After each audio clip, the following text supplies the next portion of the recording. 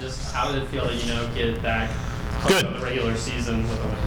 As bad as losing hurts, winning doesn't trump it, but it feels a lot better. I'm just happy for our kids to be able to finish 7-9, right where we did last year, and build the same momentum that we had going to the SEC tournament. Same team, same opponents, eerily similar. But I'm just really happy for them. It makes me feel better too. I think it makes them feel, but not just because we won, but we played better.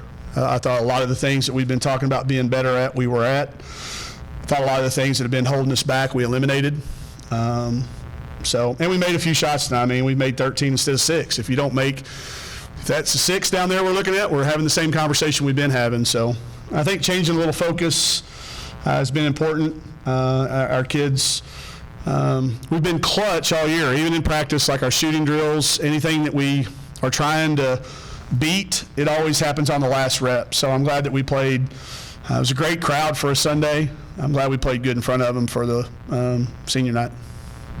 Obviously, she checked back in, but I think so. We'll check back. I mean, they wouldn't have let her come back. I was thinking the worst. Like, I've seen a few of these, like, she didn't bang her head, but you see a few of those, like, they call them, like, whiplash concussions. I had a player at Washington had one of those, and it looked eerily similar, but Mac, really, really tough. It felt like she was in the locker room forever. But when I turned around and saw her on the bench, our doctors, and we would have erred on the side of caution, so she must be okay. We'll keep evaluating her. But in that moment, when we were walking off the floor, Sam asked for a play to be called. She said, "I got this." So that was a big step for her and for us. Yeah, a lot of players that we can talk about today, but it looked like Emory and Jersey had a really confident day. You want to talk about those two a little bit? Don't win it without them. The early foul trouble. Emory and Jersey are in very similar situations with how coming out of their freshman year, that step that they've taken. It's hard to do that. That's the hardest year as a kid. Freshman year, you're all about happy to be there. The second year, trying to figure out where you fit in, and they've just really accepted their roles and their moments and showed up when we needed them the most, offensively and defensively. Their attitude carries them a long way. Their perspective carries them a long way. I think the communication that we've had with both of those kids about their role and their teammates telling them, continuing to encourage them, we just don't win today without their effort coming in off the bench. So happy for them, happy for the team. But those two in particular, because of the way they've gone about doing it, it's not been a contentious thing. But you look down, you see Emory, with a +7 in there when Aaron was in foul trouble. So massive for us. You made 13 threes, but it seemed like it wasn't really forced at all, and you were driving the ball early to kind of open it up. Was that something y'all talked about? We have. When those shooting percentages were plunging below the Mendoza line, Phil, my baseball reference, Phil would appreciate it.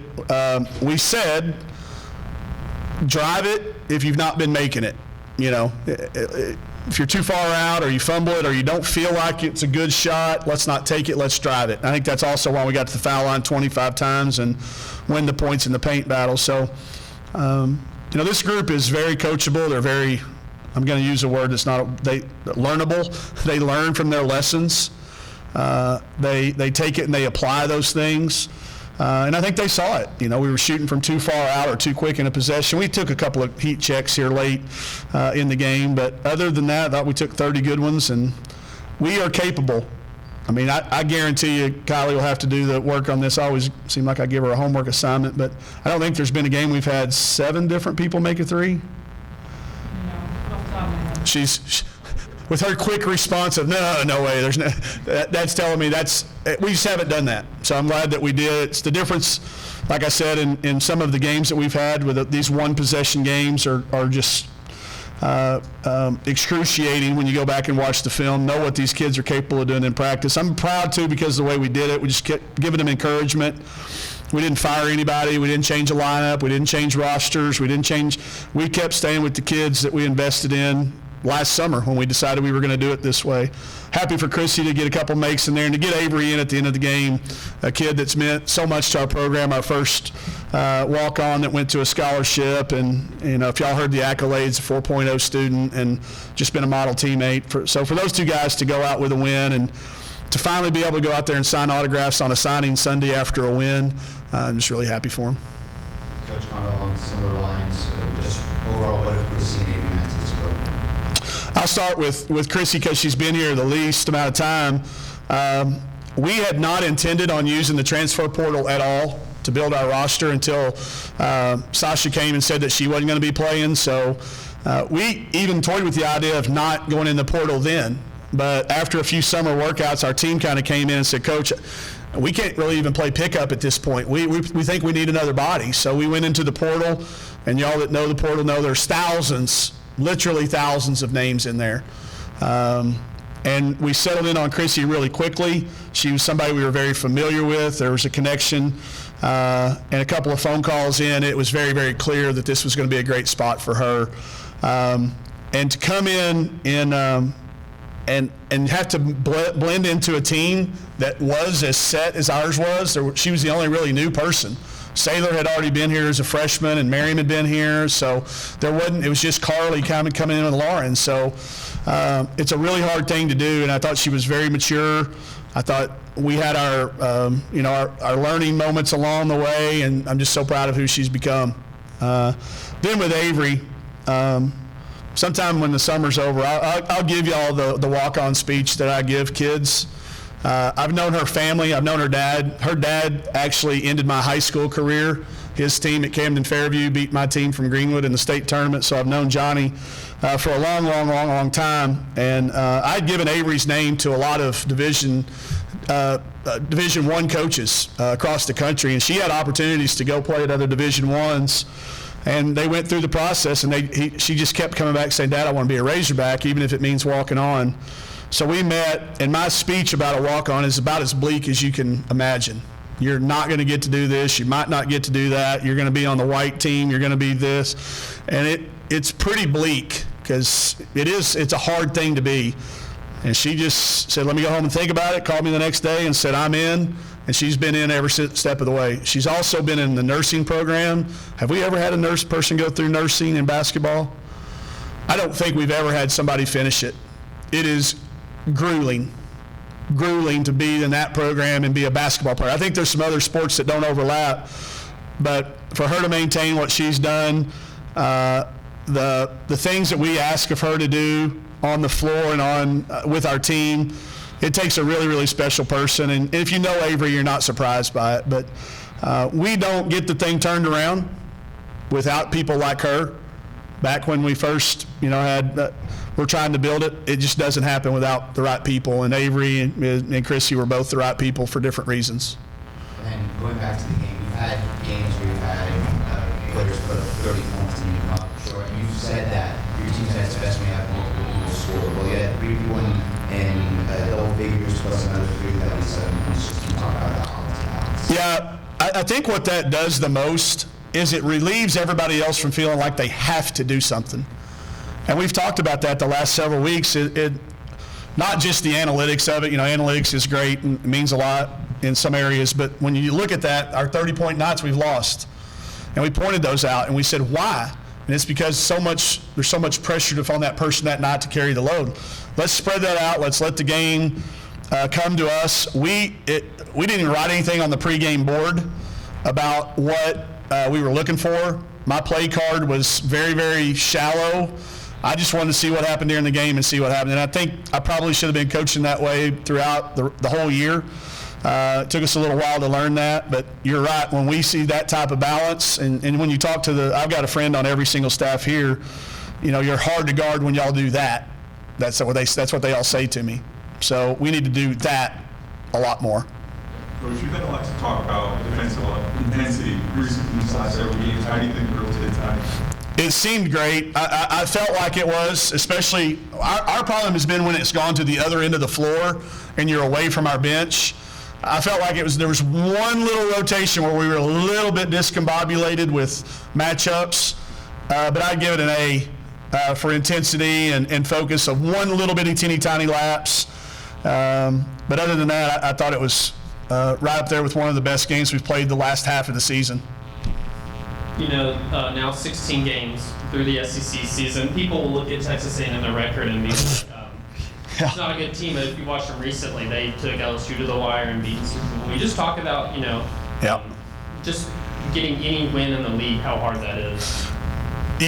if you start dissecting who it's against, boy, you're just going to end up really, really beating your head. Plus, this is a team that had their full roster. They haven't had it much, but they have for the last 3 games. I think anybody in the gym saw the talent that Janiah Barker is and is going to be and will be a force to be reckoned with. And Bowles, the other freshman, they have literally had no continuity. When Coach Blair, it was great to have him here. He came into our Chalk Talk. It was great to have Coach Blair here. That his last year when I called it his rocking chair tour. It made it really hard. Some of those kids left the program, and Joni had to bring some kids with her from Georgia. Barker being one of those. But yeah, this is the best 2-14 team in any league in the country. It's not, it's not even close. And she's scheduled challengingly. So, it's a team that I think we'll look back in a couple years and go, I'm glad we got the win when we did. I think we'd lost 3 in a row to them maybe. And we hadn't won a regular season game in a long time against them. So they have got some really nice pieces, and they're going to be scary in the future. Last thing I was going to ask is Sam, it's now 2 games in a row. She just seems really, really confident. Yep. And getting kind of back to finishing at the rim and driving. We just talked about this from her. It was a minute, Sam. I mean, if you look, when kids hit that minute number, I don't care whether they're a freshman, sophomore, there's always this minutes number, and she'd kind of hit that number, and she was due a couple of off games. That's what I kept saying to her. Why are you pressing so hard? And she's like, well, my expectations. And that's all good, but you've got to have some reality and think back to, well, nobody expected you to win Freshman of the Year last year. What were you thinking about then? Let's get back to that place and just continuing to give encouragement. I will tell you, there was a stretch there where I got real reflective, and I'm not sure how much encouragement I was giving. The last month, anybody that's been around me knows that I've lost 20 pounds, and I've been the most encouraging person I've ever been as a coach. We can't give them confidence, but we can give them encouragement. I hope that's part of the reason. I don't know what she would say, but I hope in retrospect that type of thing, and we can all learn a lesson from that. But she's been really, really good offensively, defensively for us. And again, we don't, I think, build the momentum. Like you're saying, the 16-game snapshot, 7 wins is a threshold number for the history of our league. It got us in last year. I don't know what, every year's different. There's crazy things happening around the bubble. So all we can do is control what we can control, and we said let's go out with a win here and go to the SEC tournament and build a little momentum and give people a chance to see that we're not always going to go 3 for 34 from the 3-point line. And when we play like this, then we give them some ammunition to go in that room and talk about. But either way, however it works out with the postseason, 20 wins for this group with the schedule that we put together. I look at the teams. Coach Foley down at Little Rock just clinched their championship. A number of the other teams that we played in the non-conference are doing really well. So we're gonna take tomorrow and celebrate and reflect, and then we'll get refocused for Missouri. You mentioned the 20 wins. That's a mark that hasn't happened every year. You've had your ups and downs this year, but I look before the season, you reached the 20-win mark. What would you have said, and just what's it say about the schedule? With the schedule, probably may have. There's some games along the way I sure wish we had back. I think we played 6 or 7 3-point games, and there was another handful of 1-possession games I wish we could have had back. We'll see how it finishes. But if you were to ask me to make that right now, I'd say there's some what could have been moments. We've had some bad breaks. We've had some things go against us that we just can't control that could have flipped this thing around, and we'd have been 8-8. There's a couple of games that come to mind that we look back on, could have been 8-8, and then we're not even probably sweating it at this point, historically. So I try to compare our kids. A comparison we all know is the thief of joy or whatever it says on Twitter on those little cool handouts. I don't like to compare, but you have to sometimes in our sport. If you look at the 6 years that these guys have been here, I'd stack it up against any of the 32 that have been. And I would have just said this group, if they get to 20, it means that we've done a lot. With the things that have happened, who we just decided to schedule, when and where we played, I might have taken it. I might have signed it on. All right. Thanks, y'all.